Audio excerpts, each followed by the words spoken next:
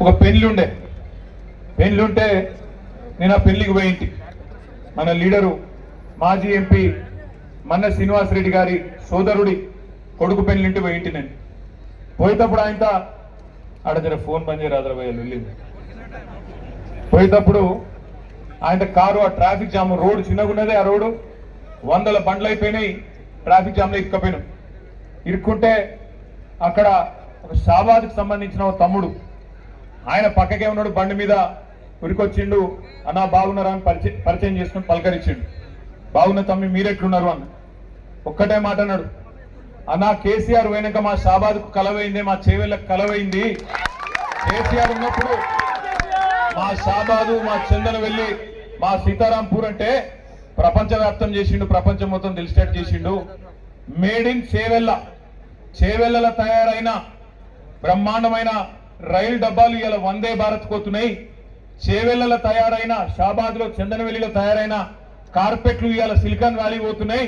ఒక గది కేసీఆర్ చేసిండు. మరి ఈయన వచ్చినాక రైతు డామ్ అన్నాడు, రియల్ ఎస్టేట్ వాడు ఆగమవుతున్నాడు, మొత్తం ఆగమాగం అయిపోయిందన్న బతుకంతా కలదప్పింది అని ఆ తమ్ముడు ఒకటే ఒక మాటలు చెప్పిండు. ఆ తమ్ముడు పేరు రవీందర్ రెడ్డి. ఈ మాట ఎందుకు చెప్తున్నా అంటే, ఇలా రవీందర్ రెడ్డి చెప్పింది ఆయన ఒక్కడి మనోభావం కాదు, ఆయన ఒక్కడి అభిప్రాయం కాదు. దాదాపుగా రాష్ట్రంలో ఉండే ప్రతి రైతు, రాష్ట్రంలో ఉండే ప్రతి తమ్ముడు, ప్రతి అన్న ఇలా ఒక్కటే మాట చెప్తా ఉన్నాడు, ఎంత పని చేసుకుంటే వీళ్ళ మాటలు నమ్మి మొత్తానికి అన్న వస్త్రం అని చెప్పి నమ్మిపోతే ఉన్న వస్త్రం పోయే కాడికి వచ్చింది అనే మాట ఇవాళ రాష్ట్రంలోని ప్రతి రైతు బిడ్డ చెప్తా ఉన్నాడు. ఇది నా ఒక్కడి మాటనో ఆ తమ్ముడు మాటనో కాదు. ఒక్కసారి దయచేసి మీరు ఆలోచించమని కోరుతున్నా. ఎన్ని మాటలు, ఎన్ని కథలు చెప్పిండు రేవంత్ రెడ్డి, యాద్ తెచ్చుకోండి.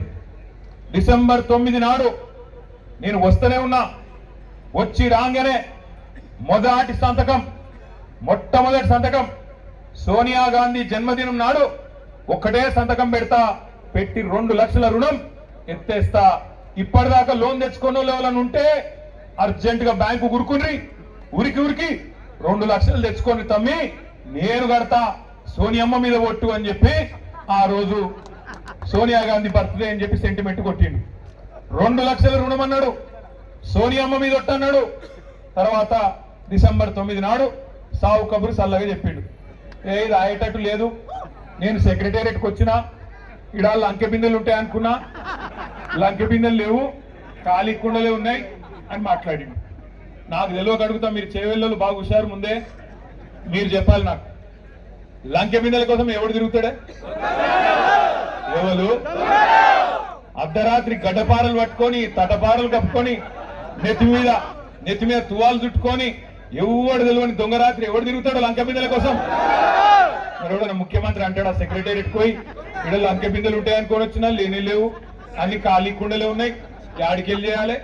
సరే, కొత్తగా వచ్చిండు కదా, ఏదో మాట్లాడుతుండు కదా, నిజంగానే కొంత టైం ఇస్తే చేస్తాడేమో అని మనోళ్ళు కూడా ఏమన్నారంటే, కేసీఆర్ సారు ఇంకా మా సబితక్క కొత్తగా వచ్చిండు కదా, తొందరపడద్దు, మనం కూడా ఏదో అనుకొని వచ్చిండు, ఆయన తాడ ఏం లేదంటుండు కదా, కొద్దిగా టైం ఇద్దాం, ఒక 6 నెలలు చూద్దాం అనే మాట మాట్లాడింది. మరి ఇదే రేవంత్ రెడ్డి డిసెంబర్లో ముఖ్యమంత్రి అయిండు. డిసెంబర్ 3వ వారంలోనో 2వ వారంలోనో బ్యాంకులతో ఒక మీటింగ్ పెట్టిండు. అసలు రాష్ట్రంలో రైతుల రుణాలు మాఫీ చేయాలనుకుంటే ఎన్ని పైసలు అవుతాయి అని బ్యాంకులను అడిగింది. అడిగితే బ్యాంకు వాళ్ళు ఏం చెప్పారు ఎరికేనా, నువ్వు 2 లక్షల రుణమాఫీ అన్నావు కదా, 2 లక్షల రుణాలు మాఫీ చేయాలంటే 49,000 కోట్లు అవుతాయి రేవంత్ రెడ్డి గారు, మరి 49,000 కోట్లు ఇంతజాం చేసుకో అని చెప్పారు. ఆయన